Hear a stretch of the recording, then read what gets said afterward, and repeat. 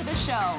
As you may know, there are some pets at the Arizona Humane Society that spend quite a bit more time than others. And today, our very special guest is none other than Perry Fonzo. Perry, thanks for, well, being here with us every day. It's always fun. You know, you have spent so much time at the Arizona Humane Society volunteering, and I don't think people might know your commitment to the organization outside of what they see right here on Pets on Parade. How long have you been volunteering in the adoption section of the Humane Society? Yeah, it's been 17 years this year, so 17 fun years, believe me. So I think it's good to say that you're perfectly qualified in sharing some tips on how to best find the animal that will fit your family. I think so. I hope so anyway. You know, this business is, it is a business. Unfortunately, it's a business. And it's affected by a lot of things. You know, the internet, I think, has affected everybody's life in some way or another, and it's affected every business, and that's no different with the Arizona Humane Society. When I first started, the internet wasn't quite in the full swing yet, and so people had to come down to the shelter. There was no other option. They had to come down to see what we had. And that was a really good thing because we had a lot of foot traffic, and you actually met the animal face to face, and you could look into their eyes and look into their soul and determine if this is the animal you wanted to take home.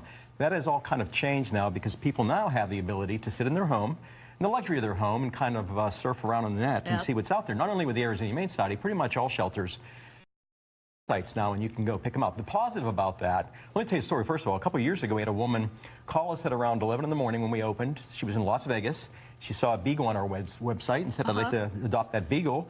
And we said, well, you know, we close at 6. So she says, well, I'm leaving right now. She came in the door at 5:45 and adopted that beagle. Now, that's something you could have never have done years ago without the internet. So that's the positive thing. And we have great photographers. The pictures are wonderful. There's lots of information about the animals. But the downside is that you're not seeing them face to face. So you might not see an animal on the website. There's nothing there I really like. But if you came down to the shelter, see these two guys, you might go home with a different story. So, you know, get out of your chair and get everybody in the car and come on down and visit not only just the Arizona Humane Society, but all the shelters in your area. So say I get to the Arizona Humane Society and I see a dog or cat in a kennel and they're being standoffish, they're toward the back of their kennel, maybe they're even outside when you're inside. What do you recommend for people that experience that? Really common scenario, and I would say the majority of the animals are not showing their real personality, cats and dogs and critters.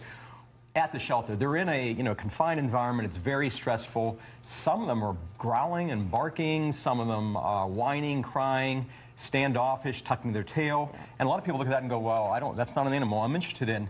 If you are at all interested in that animal, please ask us to take them out for you. You have to get to know them outside that kennel. And lots of times I'll be walking dogs outside of their kennel in the facility and somebody will say, who is that? Oh my God, I love this animal. Can I meet it? And I go, you just saw it about 5 minutes ago out in the kennels, but you don't recognize it now because the behavior is so different. You're absolutely right. And it's shocking when sometimes we'll be in our offices working and we'll take an animal out that, you know, really isn't doing well in their kennel, and they are a completely different dog. They're like Cinnamon that's giving you kisses all over and to hop on your desk and help you work. And we sometimes have to convince people, please take them out, and they're very friendly, and they're going, there's no way this animal's very friendly. Look at them. They're hissing at me. The cats are hissing. The dogs are showing teeth, and you know, we know that they're friendly because we work with them every day, so take them out of their kennel, meet them. And one thing that I know we experience a lot is that people come down to the shelter and they have a very specific type of animal in mind. And one of the most important things is that you come to visit with an open mind, because you never know what treasure you're going to happen upon. And that's personally happened to me when I went down looking for a different breed of dog, and I went home with a big fluffy Akita Shepherd mix, and that wasn't exactly what I was thinking I was taking home. But you know, it's also very important for people to listen and understand both the behavioral and medical care. What tips do you have to give us on that? Well, for the first part, you know, it's very disappointing to be in the lobby. Someone kind of pokes their head in the door and says, hey, do you have any West Highland Terriers? And our answer usually is, well, not right now, but we get all breeds, so at some point in time we'll have them. And then they turn around and they walk right out. They go no farther than the front door. That's very, very disappointing. If they went out into the kennels, what if, let's say you came down for a West Highland Terrier and you saw these little guys right here. Now, I'm telling you, a lot of people are going to say, oh, what do you have? And we're going to say, we have a couple, some Chihuahuas. No, thank you. Look at these guys. I mean, come on. if you saw these guys, I don't care what breed you're familiar with, you know, it's nice that maybe in your family you've had German Shepherds for 40 years, but we all know as pet owners, cats and dogs, they have different personalities. So the chance of you getting a German Shepherd like the last one you had is very, very rare. So why don't you just come in with an open mind and see what's there and see what the personalities are like.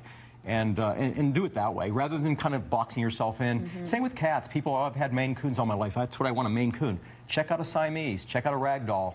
See what we have. And really, they're going to be mixed breeds for the most part. And don't turn your back on a mixed breed, because they're the best. They really are. Yep. Now, sometimes I see that the animal has a medical disclosure. Yep. What goes into that? Yeah, so the part that I think stymies a lot of people was the language, right? The legal or the medical language that we use. So I think a lot of people, when you're adopting, you got to take all things into consideration, the history and the behavior of the animal, but medical can be something that's going to cost you money in the future.